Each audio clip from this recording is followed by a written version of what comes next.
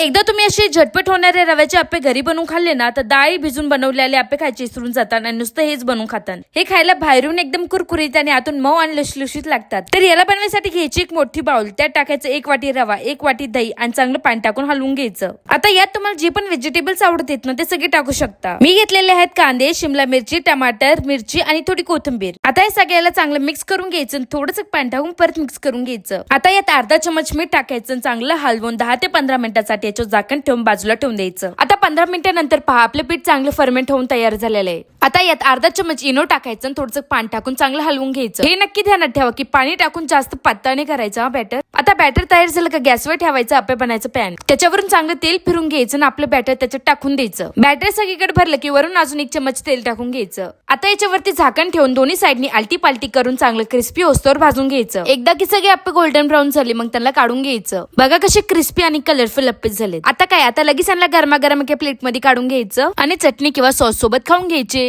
हे सकाळी नाश्त्याला खा किंवा इव्हनिंग स्नॅक्सला खा, एकच नंबर लागते। तर तुम्ही पण ही रेसिपी एकदा नक्कीच ट्राय करून पहा, कशी झाले ते कमेंट मध्ये सांगायचं मला अजिबात विसरू नका।